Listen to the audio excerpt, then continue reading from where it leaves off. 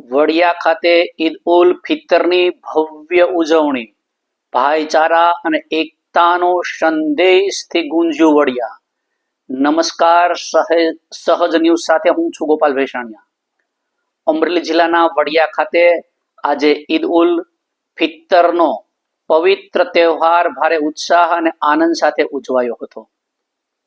મુસ્લિમ સમાજના ભાઈઓને પવિત્ર રમજાન માસના 30 રોજા પૂર્ણ કર્યા બાદ આજે સવારે ઈદની વિશેષ નમાઝ અદા કરી અને તહેવારની ઉજવણી કરી હતી.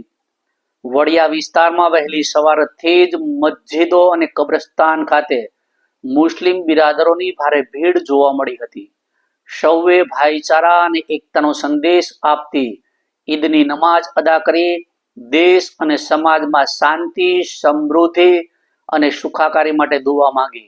નમાઝ પૂર્ણ થયા હતા બાદ લોકોએ એકબીજાને ગળે મળી અને ઈદ મુબારક કહી શુભેચ્છાઓ પાઠવી હતી.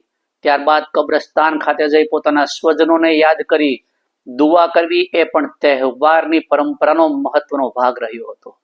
ઘર ઘર મીઠાઈઓ અને સવૈયા બનાવવામાં આવી રહી છે, જ્યારે બાળકોમાં ખાસ ઉત્સાહ જોવા મળ્યો હતો. નવા કપડાં પહેરીને ઈદી મેળવી બાળકો ખુશી વ્યક્ત કરી નજરે પડ્યા હતા.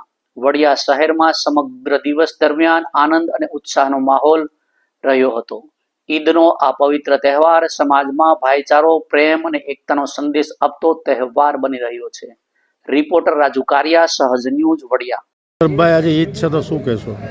આજે રમજાન મહિનો આખો પૂરો કરી અને આજે ઈદ ઉલ ફિત્ર છે. આને ઈદ ઉલ ફિત્ર કહેવામાં આવે.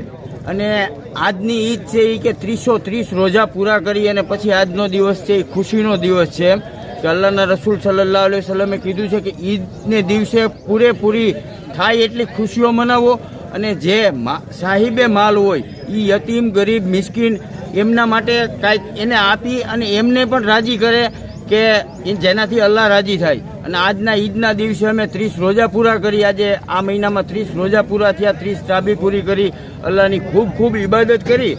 અને આજે અમે અત્યારે હાલ અમે વડિયા ઈદગાહમાં ઈદની નમાઝ માટે બધા ભેગા થયા છીએ. બધાએ અલ્લાહની ઇબાદત કરી અને પોતપોતા માટે દુઆ કરી, દેશ માટે દુઆ કરી અને એકબીજા માટે દુઆ કરી અને ભાઈચારો કાયમ વધે એના માટે અત્યારે હાલમાં પણ આપની સમક્ષ દુઆ કરું છું કે અલ્લાહ તાલા આ દેશમાં અમન અને શાંતિ અને ભાઈચારો કાયમ રાખે.